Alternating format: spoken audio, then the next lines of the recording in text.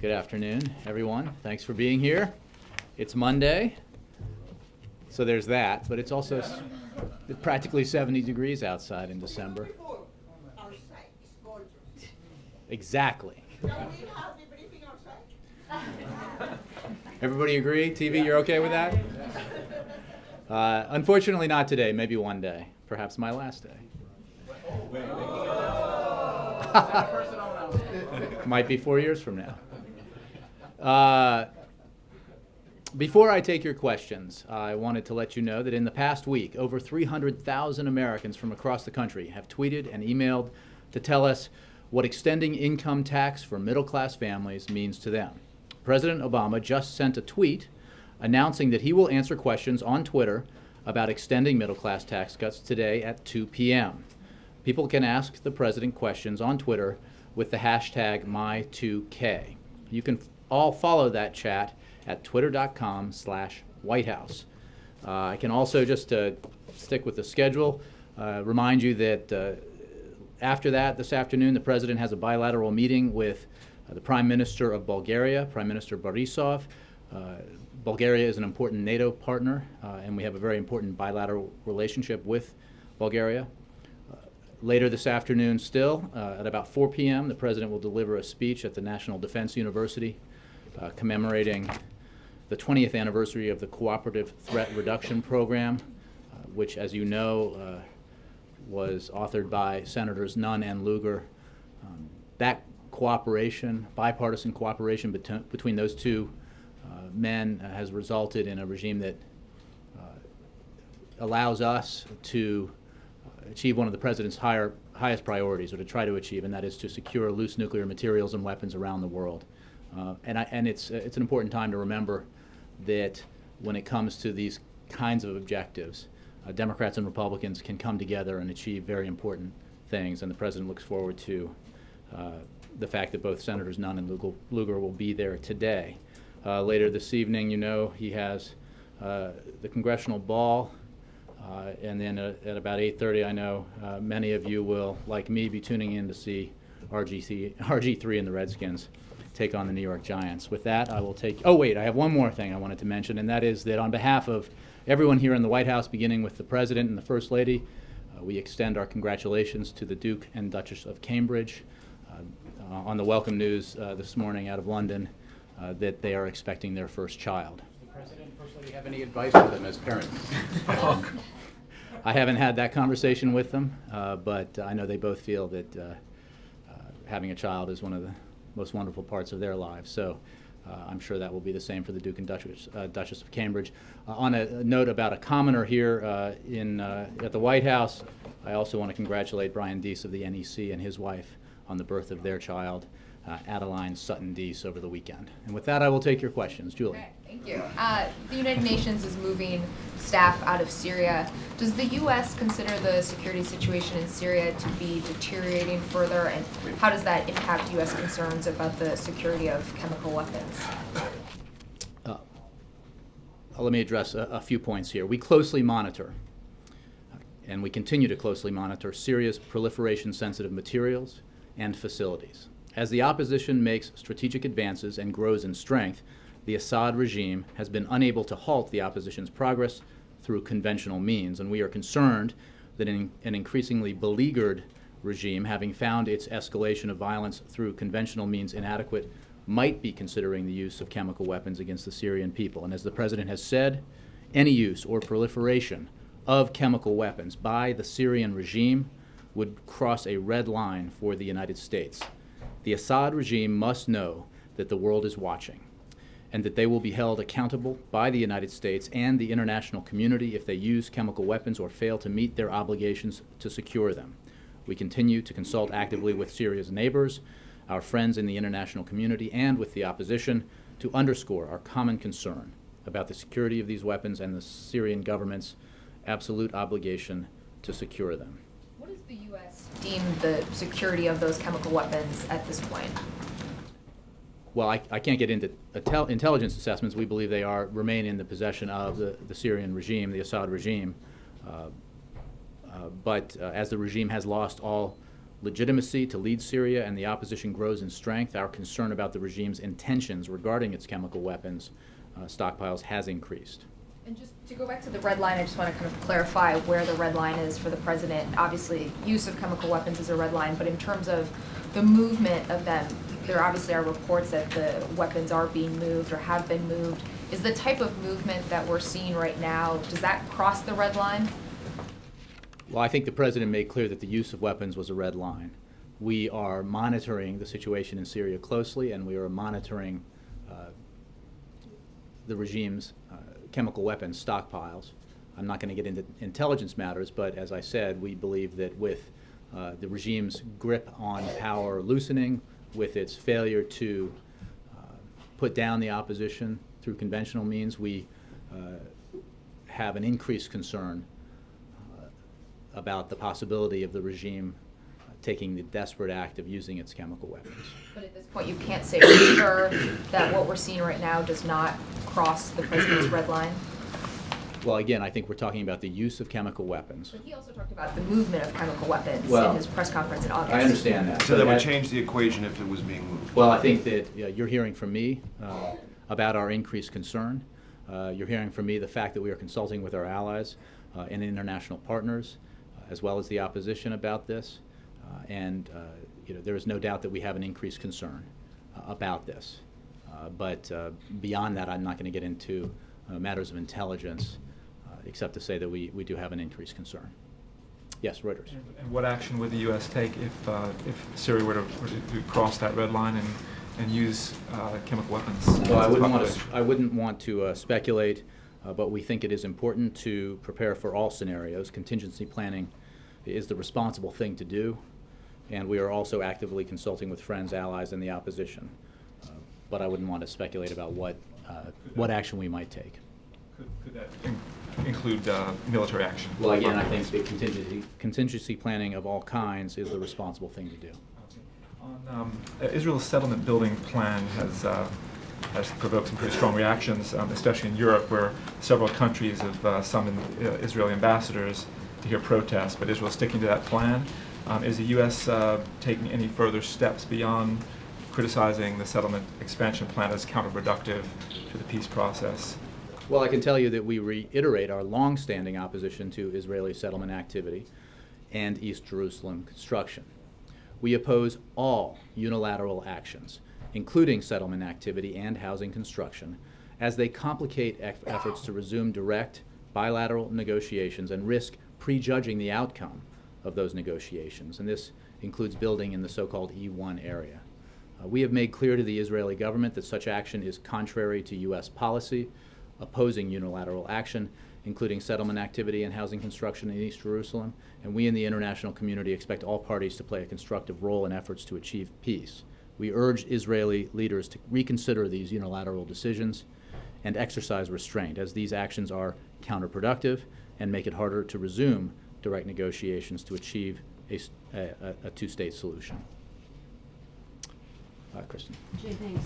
Over the weekend, House Speaker John Boehner said on Fox News Sunday, quote, "Right now I would say we're nowhere, period, in terms of the fiscal cliff negotiations." Does the president agree with that assessment? No, he doesn't. I think you saw Secretary Geithner over the weekend on other Sunday shows very clearly express the president's position, talk about the proposals the president has put forward, and express our belief that there has been progress and that we can achieve a bipartisan agreement. The obstacle remains, at this point, the refusal to acknowledge by Republican leaders that there is no deal that achieves the kind of balance that is necessary without raising rates on the top 2% wealthiest Americans. The math simply does not add up, and we look forward to presentation by Republican leaders their ideas for how to achieve the kind of revenue targets that are necessary, their ideas for spending cuts. As you know, and Secretary Geithner spoke quite clearly about, we have put forward a proposal that includes $600 billion in detailed spending cuts in health care and other entitlement programs, including the farm subsidy program, and that comes on top of the over $1 trillion in spending cuts, both defense and non-defense, that the President signed into law as part of the Budget Control Act, and is companioned with our proposals for how to achieve the kinds of revenue from the wealthiest Americans that we believe is necessary to help the economy grow and achieve the sort of deficit reduction that puts us on a path towards a better economy. Republicans have said, though, that the president's initial offer is not a serious one, and that's another quote. What will he do at this moment to try to move these negotiations forward? Well, I would simply redirect that question to Republican leaders who, to this date, have not put forward any proposal on how they would achieve revenues, how they would address the issue that rates have to rise on the top 2%. There's no other way to do it. There is no mathematically sound way to do it. And making vague promises about achieving revenue through capping deductions or closing loopholes simply doesn't add up to a serious proposal.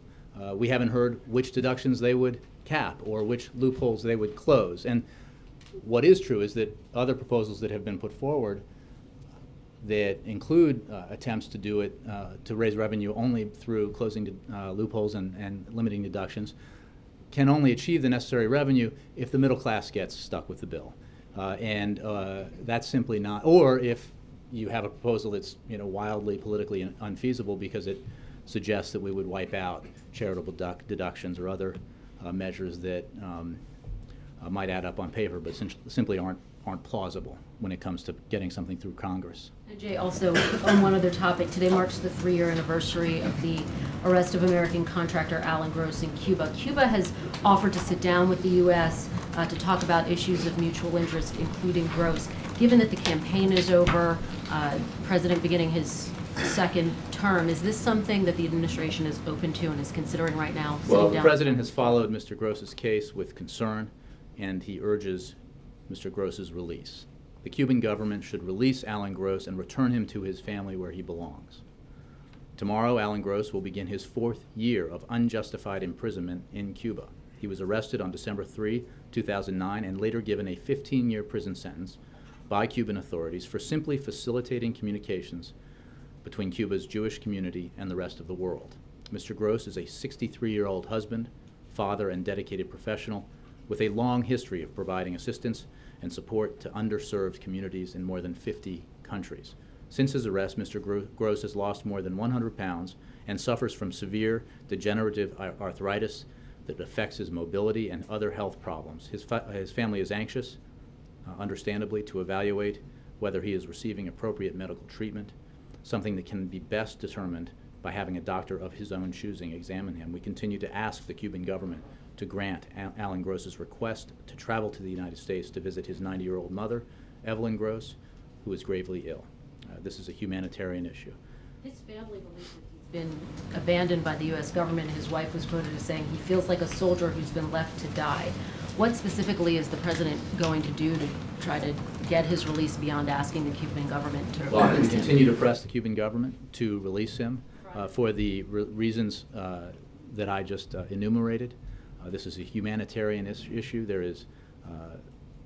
It is essential that he be released for his own health reasons, and it would be incredibly appropriate to allow him to visit his gravely ill mother. Ed. Jay, on the fiscal clip, you were just laying out about $1.6 trillion in spending cuts, 600 billion new ones, you say, on top of $1 trillion from 2011. But then the Republicans point out you've put about $1.6 trillion in new tax increases or revenue increases on the table and some new spending.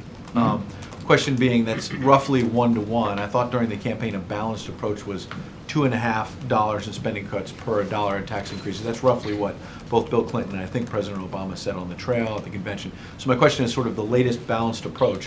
What is that split for this White House?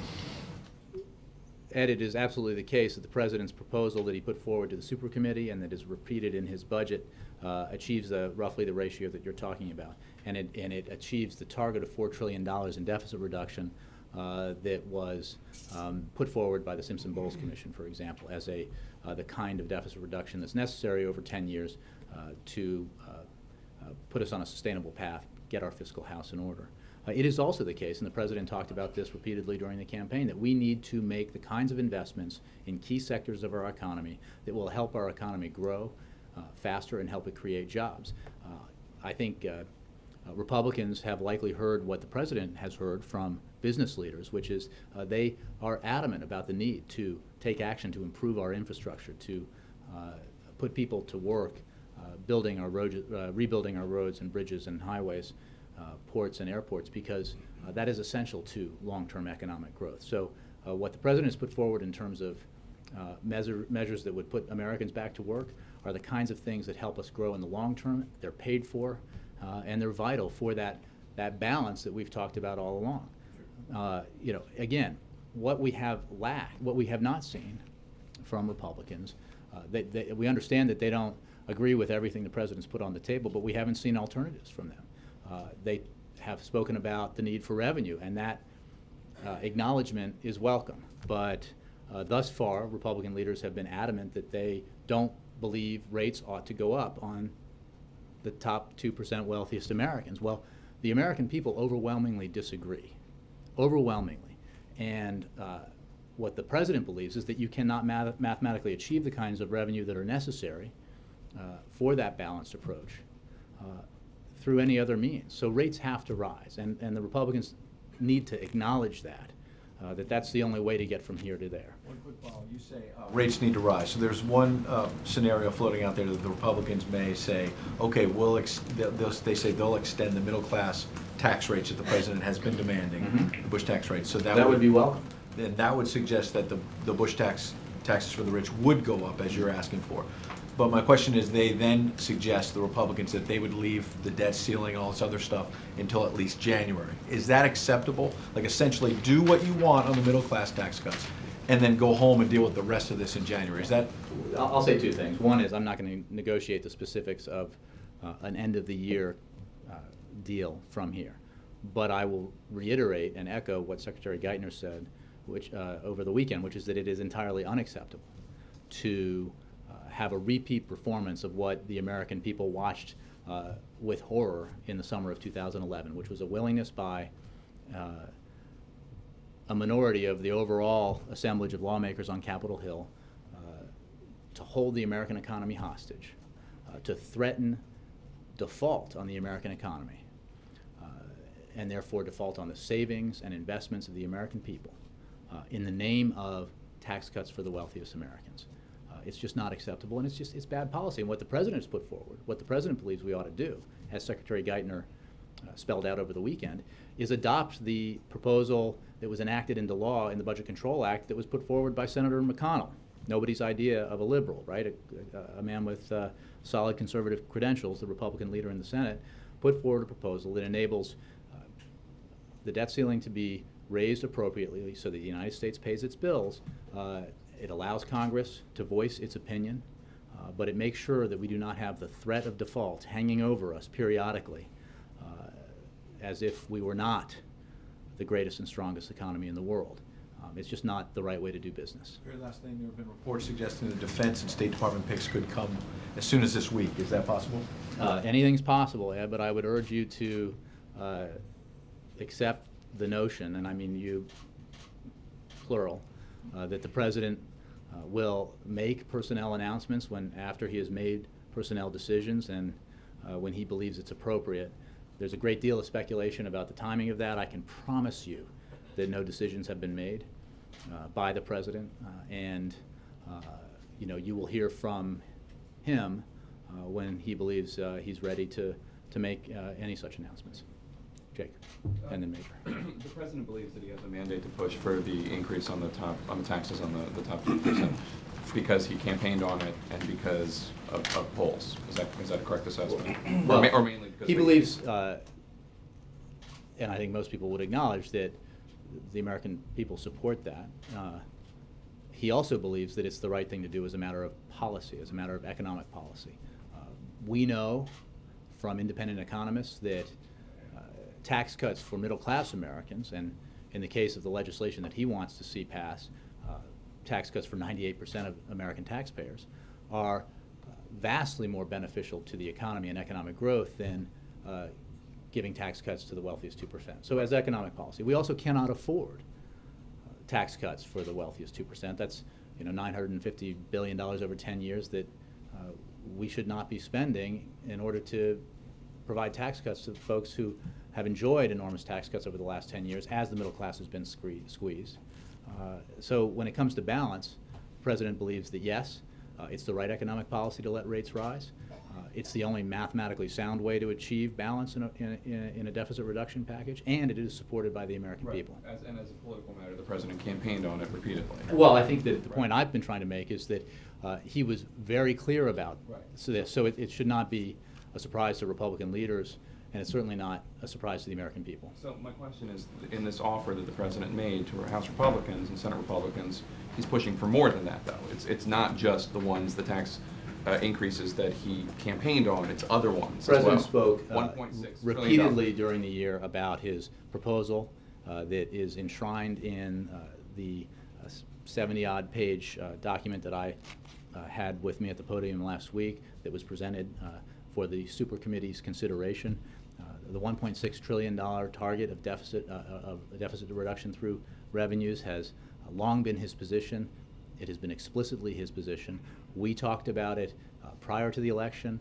We talked about it in the immediate aftermath of the election. This is not, he did not, to suggest that he somehow added to his proposal is to pretend that. I'm not saying he added No, to but his proposal, but what I'm saying is he didn't campaign on, for instance, limiting the mortgage deduction for wealthier Americans or limiting the charity deduction for wealthier Americans. Those were not items that he talked about on the campaign trail. He talked explicitly and broadly about his approach on this issue, which included letting rates return to Clinton-era levels for the top 2%, and included broadly $1.6 trillion in revenues from the wealthiest. And if you look at his proposals, and we were very explicit about this both here in Washington when we were engaged in legislative negotiations with Congress and broadly throughout the year, those proposals included, I've talked numerous times about last year and the year before about capping deductions at 28% for the wealthiest Americans. On the campaign trail, I didn't hear him really talk about Well, that. he did, Jake. And he would certainly, when engaged with reporters on discussions about his detailed plan, he would talk about this. This is something that it is absolutely for the top 2%, absolutely, and it is something that he has been explicit about for more than a year now, since September of 2011 when he put forward that proposal to the super committee. Is one of the reasons that there's stimulus in his proposal because as an attempt to offset economic damage caused by any of the tax increases? I would say that one of the reasons for measures that would put Americans back to work is that we need to continue to grow the economy. And he has always believed that you don't achieve, deficit reduction is not a goal unto itself, that we need to achieve deficit reduction in a way that doesn't halt the progress we made or throw us backwards. One of the reasons why people are so concerned about the prospect of the fiscal cliff is that the combination of tax increases and spending cuts across the board would have a negative impact on economic growth and on hiring. So we need to do it in a smart way. And the President has long believed and been very explicit about that even as we find savings and enact cuts in programs where they can be found and can be enacted, we need to make targeted investments in infrastructure, research and development, or education and the like that help our economy grow in the long term. So the answer is no. It's not there to offset any economic harm to job growth that might result because of the tax increases on wealthier Americans. It's not. It is part of it. In the sense that it's not specifically designed for that. It is part of the President's broader approach to this, which is that you need to be very discriminating in how you approach it. You need to achieve savings where you can, significant savings, $1 trillion plus in the original Budget Control Act and discretionary non-defense and defense savings. Additional $600 billion in savings put forward as part of his proposal, and then revenues from the wealthiest 2%. Coupled with that, you need to make targeted investments that help the economy grow, because the balance in the package is essential for the broader goal here, which is stronger growth, stronger job creation. He also believes that, as a principle, deficit reduction, done well, done right, is positive for the economy. So there aren't pieces, they all go together in his mind. Last question, and on the subject of Israel, in the last few weeks, whether it comes to the U.S. Lobbying against the declaration of statehood or whatever for the Palestinians, the very successful results of the Iron Dome, and the U.S. support for Israeli military activities in Gaza, the U.S. has been very steadfastly standing by Israel. I'm wondering, in light of that, other than you expressing displeasure and any paper statements that have gone out on the matter, what the Obama administration, what the president has done, or any of his emissaries, to express displeasure with what the Israelis are doing right now in terms of settlements and other what are being described as punitive actions against the Palestinians? Well, I would refer you to the State Department for communications that may be taking place, as they do on a daily basis, with the Israelis. I don't have any conversations of the presidents to read out, but I want to be clear. We oppose unilateral actions that make a return to bilateral negotiations harder. We oppose, as we long have, Israeli settlement activity and construction in East Jerusalem because they are counterproductive to what we believe is the goal here, and should be the goal, which is Israel and Palestinian states side by side living in security and freedom. So, did we know, did the U.S. know about this before the Netanyahu government announced it? you know, I would refer you to the State Department for those kinds of communications. I can just tell you that. Because in the past they've done it without notifying. In fact, I believe there was one time when it was Netanyahu was arriving here and the announcement was made. I don't have information to give you. You must remember when the Vice President arrived in Israel one time, there was an announcement. That must have been fun. I can just tell you, Jake, that I don't have any specific information about those communications between the Israeli government and this administration. I don't think we could be clearer about our position that we oppose unilateral actions that make the return to bilateral negotiations harder. We oppose Israeli settlement activity and construction in East Jerusalem, and we're obviously communicating that. But there's no consequences. They'll do whatever, and you'll. And Again, I don't have anything additional to provide to you on that, Major. And then Jessica. Jay, what's the degree of the President's awareness of and concern about and appetite for intervening in the dock strike in Los Angeles and Long Beach? Concern about appetite for a lot of verbs and prepositions there that I have to appropriately digest. I can just tell you that we, and that includes the President, continue to monitor the situation in Los Angeles closely and urge the parties to continue their work at the negotiating table to get a deal done as quickly as possible. Does he have any appetite to intervene?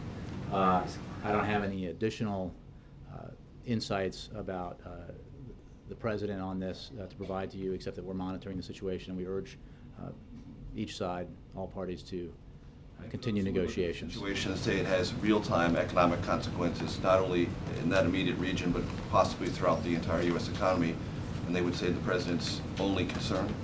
Well, he is concerned, and that is, and we at the White House and broadly in the administration are concerned, which is why we're urging parties to continue their work at the negotiating table to reach a deal as quickly as possible for the reasons that you just mentioned. Follow up on Ed's question. Isn't it true that when Secretary Geithner went up to the Hill and described broadly his and the administration's approach, there were far more things put on the table as asks or requests on employment insurance, payroll tax, at least conceptualized, and dealing with the Medicare premium reimbursement issue. There are lots of other issues beside the one singular issue that you are focusing on as far as the top 2%. Isn't it true that you are seeking something that is much broader than that? No, and that it's not true. And what is remarkable, and I was stunned by this even on the Sunday shows, is to this day, in December of 2012, how few people are aware of what was a highly detailed, specific proposal that the President put out in September of 2011. These issues were all in there. We have long been on the record for extension of unemployment insurance, for example. At a time when the unemployment rate, while it has come down, is still higher at this time than it was when George W. Bush extended unemployment insurance. So these in particular 2008. conversations, But the conversations weren't just about the revenue component. Included in that was the $600 billion in spending cuts that the President has proposed through, again, in detail and with specificity in a way that we have yet to see from our Republican friends. So no, and again, I know you know, because you covered it, that we talked explicitly about, and have since we introduced the American Jobs Act, the need to invest in infrastructure, put people back to work, building our roads and bridges and highways. This is not, there is literally nothing that should come as a surprise in terms of what the president's positions are and what he believes, in his view, are the right actions to take. Now, he has also said that he is not wedded to every detail of his plan, that he is willing to compromise, and he looks forward to concrete proposals from Republicans that address the question of revenue, for example. They're open to revenue. They say at this point that they don't want to raise tax rates on the wealthiest Americans. It is mathematically impossible to achieve the kind of revenue targets that are necessary for balance in a way that only closes loopholes and caps deductions, both economically. It's mathematically possible. It's not politically possible. That's been your earlier point. Well, it's both, depending on the proposal you're talking about. It's either possible to do it if you stick it to the middle class and raise taxes on the middle class so that you protect the wealthiest Americans from having to contribute more in revenue, or you do it in a way that would go after things like the charitable deduction or the home mortgage plan in a way that is not either economically sound or politically feasible on Capitol Hill. So, what we hope for is some specificity from Republicans. We can't, if they need something different, if their ideas are different from ours, we can't guess what they are. They need to tell us. And we look forward to the time when they are specific with ideas in the way that we have been. We understand that they don't like our plan in its entirety. The President has understood that and made clear that he won't get everything that he wants. He brings to this very specific principles about balance. He's made very clear that he will not, under any circumstances, sign an extension of tax cuts for the top 2%.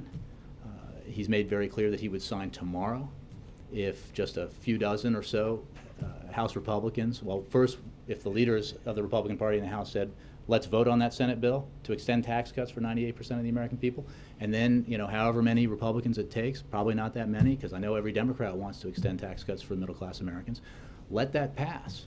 That addresses a good portion of the fiscal cliff, and it says to the American people, we can actually take action on things that we agree on. Tax cuts for the middle class. It's good for everybody. It's good for the economy. It's good for the fiscal cliff, and it would, I think, set a tone here in Washington that we can get something done when we work together cooperatively. So we've been explicit and specific. We look forward to specificity from the Republicans. One last question on this. The sequencing. There are now countdown clocks around the country on the cliff that are predicated on December 31st. For those of us who have been lucky enough to cover the legislative body once or twice in our career, we have a practical understanding of how things have to go. And there are more and more lawmakers, Republican and Democrat, who look at the calendar and say, it's not December 31st, it's December 15th, really. If you're going to have an agreement and have the time necessary for it to be read, digested, debated, and got to the President in a practical matter before Christmas. Does the President share that time horizon? Do you look at this actually, it's not December 31st, but something as a practical matter much earlier than that? And does that in any way create a greater sense of urgency? Well, the President certainly believes that the sooner the better, that we receive specificity from Republicans about what it is they would do on revenues, for example, what it is they want on spending cuts, for example. We will be able to move forward, and we look forward to doing that. In terms of the congressional clock, I too enjoyed covering Congress when I had the opportunity, and I know what you're talking about. But we're not going to dictate to congressional leaders their calendar, but it is certainly the case that we hope and expect that Republicans will be more specific about what it is, beyond not liking the President's proposals, what it is they would do alternatively to achieve the kind of deficit reduction and resolution of the fiscal cliff that the President's plan would do. And absent that, the President will stay in Washington until this is resolved. Well, again, I believe, as Secretary Geithner expressed over the weekend, that we can accomplish this. I really believe that if Republicans were to acknowledge and do so with some specificity that rates are going up, on the wealthiest Americans. Well, I'm talking about getting to, no, I'm not talking about an end game here. I'm talking about getting, moving the ball forward here in terms of progress and reaching a deal. That's a principle, that's an obstacle that once overcome would allow us to, I think, move more quickly towards the kind of compromise. Remember, what was new and what Secretary Geithner spoke about and what he and Rob Neighbors brought to their meetings on Capitol Hill was a framework for, our proposed framework for how to achieve, if you will, a two-stage process towards a resolution. So there's a means to get there. What we need from the Republicans, what we need to hear and see from the Republicans is pretty clear. As of now, the only party to these negotiations that has put forward anything specific when it comes to broad-based deficit reduction is the president. Yeah. Jay, you just said that the administration laid out a highly detailed, specific proposal, including on spending cuts. Mm-hmm. Did the administration's proposal also detail how you'd get to $400 billion on Medicare and other entitlement savings? I think you heard Secretary Geithner say over the weekend, he talked about, when you talk about the broader spending cuts, including the $600 billion, they include reform of our farm subsidy program, but he also spoke about asking high wage earners, high earners, who are Medicare beneficiaries to pay more in premiums, a little bit more in premiums. And he talked about some other specifics. But I would refer you again to a document that's been available to everyone for 14 or 15 months now. And we've been specific about what the president believes is the right course of action, and we look forward to Republicans doing the same. Is the administration committing to that as its proposal for bringing down entitlement spending? Or is the administration outlining a framework of $400 billion in proposed cuts to be resolved down the line? Well, Because I would refer you to what I think Secretary Geithner spoke in detail about this. But we do have specific proposals. When it came to entitlements, he said there were principles, but he did not No, commit he talked about there are specifics in our proposals, far more than we've seen from the other side. And remember, in the House Republican budget, we saw nothing like the specificity. We saw undocumented savings, unspecified savings over 10 years, after which Medicare would end as we know it, and there would be savings, additional savings that would help pay for tax cuts. The president's been much more specific. His proposed savings in health care entitlements in the first 10 years exceed the savings put forward by the Bowles-Simpson Commission, the North Star, if you will, of this process. So, and again, I refer you to the document for more details. We have been specific. We understand that Republicans won't, maybe they want different kinds of cuts, maybe they want additional cuts. The president's made clear he will entertain others' ideas. He looks forward to hearing them, but we need to see what they are. We can't guess on their behalf what Republicans want out of this process. They need to put forward their ideas as we have put forward ours. One of their frustrations is that they feel the administration has been less than specific about entitlement changes, but is being very specific about what's needed for tax reform, and that this amounts to overreach, it amounts to bullying. You've heard what they've said. Well, I understand what you say, but instead of just quoting what they've said, look at the proposals we put on the table. They are specific. We understand that they may want different ones. Senator McConnell has talked about different ones. Others have talked about different ones or additional ones. But let's be specific about the fact that we've put forward substantial savings in health care entitlements, as well as other entitlement programs. The Republicans have not. Geithner seemed to reject what, over the weekend, Secretary Geithner seemed to reject what McConnell said in the op-ed in the Wall Street Journal interview. Well, I don't know that he rejected it. We know what our position is. What I would note is that the ideas that Senator McConnell talked about don't even amount to half of the savings that are documented in the president's proposal. So the president's willing to entertain others' ideas, but we haven't seen anything yet from Republicans that is credible and specific. On the revenue side, we've seen nothing at all. Because sometimes when we get into this debate and the crossfire about who has a plan and who doesn't, and who's showing you theirs and who's not, they say, well, we passed a budget. But let's remember, the Ryan budget, the House Republican budget, contains zero in revenues. So that's not a plausible alternative. Republicans have acknowledged that we need revenues, and that revenues have to come from those who can afford them. Now we need to move that acknowledgement further along down the road to include specificity about how, what loopholes, what deductions, and what they envision in terms of rates. We've been very clear about what we propose. Rates should rise to the Clinton era, and we've been very specific about capping deductions for wealthy earners and closing loopholes. So what do the Republicans have to show us on that score? So Speaker Boehner is supposed to be attending this holiday reception here tonight. Does the president plan to have a pull aside with him to discuss some of these issues? I don't have a schedule for you of the president's conversations. He looks forward to the event tonight, but I don't have anything specific for you. But it is true that every member of Congress has been invited, and he looks forward to the event. Peter. Thank you, Jeff. Did President Clinton have any advice or suggestions to President Obama yesterday during their golf game on the fiscal cliff? Might there have been some discussion about the fiscal cliff when they played golf? For reasons that would be apparent to anybody who's seen me swing a golf club, I was not there, and therefore do not know. No readout on the golf game? I know that President Obama enjoyed the session, but beyond that, I don't have anything else for you. Who won? Doesn't the sitting president always win?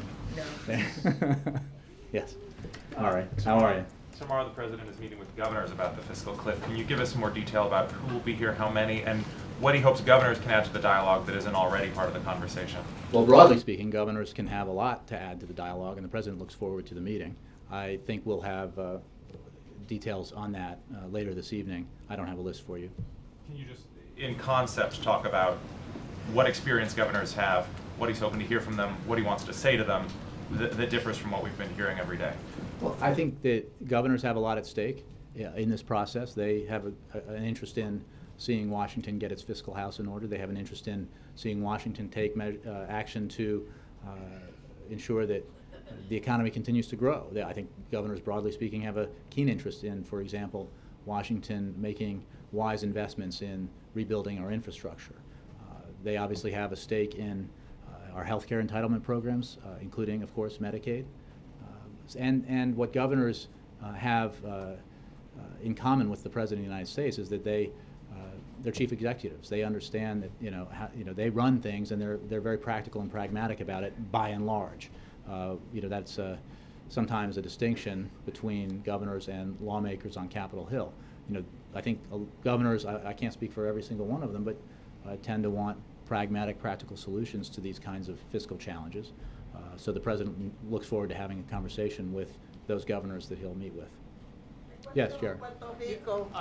Actually following up on Ari's question about the governors, since some of the states have not yet completed or met all the deadlines with regard to the healthcare exchanges, health insurance exchanges, will that be on the table as part of the fiscal cliff discussions tomorrow? I suppose it could be discussed. I don't have an agenda beyond what we've talked about to read out to you. And one more question on a different topic. The president has an honorary degree, Jay, a law degree from the University of Notre Dame. Will he be rooting for his honorary alma mater in the BCS title game on January 7th?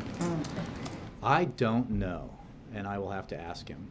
But that was a heck of a game between Alabama and Georgia. Anybody catch it? Yes, Puerto Rico question. Oh, thank you. Mm-hmm. As you know, this last time around, 61% of Puerto Ricans voted for statehood. Is the president going to be helping us, or trying to make it easier, or trying to make it faster? What is he going to do for us?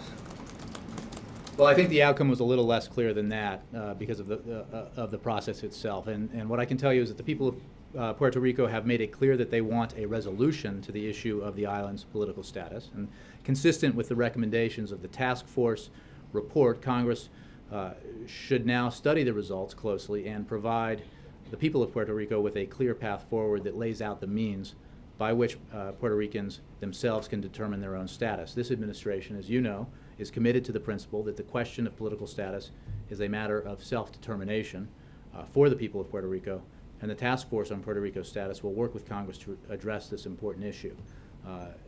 In addition to the question of status, the task force continues to work with Congress, the people of Puerto Rico, and its leaders to address the concerns of the 4 million U.S. citizens who call Puerto Rico home by implementing their 2011 report's recommendations to promote job creation and economic development, education, healthcare, clean energy, and to improve security. April. What are your thoughts about Congressman Elijah Cummings, who happens to be very good friends with the president, saying that no deal is better than a bad deal on the issue of the fiscal cliff? What say you about that statement? Well, I didn't see those specific comments. The president certainly has principles here that he intends to stick to, which is that he will not sign an extension of the Bush-era tax cuts for the top 2%. Full stop. He will not sign a bill that extends those tax rates for the top 2%. We can't afford it. It is not wise economic policy. It's not wise fiscal policy. And it would defeat the principle of balance that he has embraced so clearly throughout these negotiations. He is fully committed to extending tax cuts for the vast majority of the American people, 98%. And he wishes that the House of Representatives would pass that bill tomorrow and he would sign it right away. That is a principle that he takes into this. So I don't, I don't want to forecast in a pessimistic way, because I believe, and the President believes, and Secretary Geithner believes, that we can achieve a compromise here, and what that compromise looks like and how we get there are both pretty clear. We just hope that Republicans will acknowledge that the ball is in their court, that the President has put forward a specific proposal. They know where he stands. He has put forward a framework that would achieve a process by which we could reach an agreement. And obviously the Republicans don't agree with every detail of that, so we look forward to their specific proposals on rates and revenues and on spending cuts, as opposed to just saying that they don't like the President's proposal. We look forward to seeing something from them that's specific. But with the belief that there is a deal, could it become a reality that December 31st comes and there is no deal, because there could be bad options on the table? Well, I remain optimistic that that won't come to pass, but the obstacle here continues to be Republicans who hold out hope that we can somehow go through this process and still deliver tax cuts to millionaires and billionaires. And that's just not going to happen. It cannot happen mathematically. It's bad policy. And it certainly is the case that this is an issue that was broadly discussed and debated in the past year during the campaign. So the President's position on this is absolutely clear. It is supported by the majority of the American people, and he will abide by that principle. But there has been progress, as Secretary Geithner said, and we hope that there will be more progress. We need to do this on behalf of the American people and on behalf of the American economy. Thanks, Jay. Steve, last one. Back to the nuclear speech. Earlier this year, the Russians said that they didn't want to extend Nunn-Lugar after 20 years. Was the President disappointed by this, given his interest in this area and his friendship with Senator Lugar, and is he going to ask the Putin government to reconsider? Well, I don't want to get ahead of the President's remarks, which are on an issue that he considers one of his highest priorities.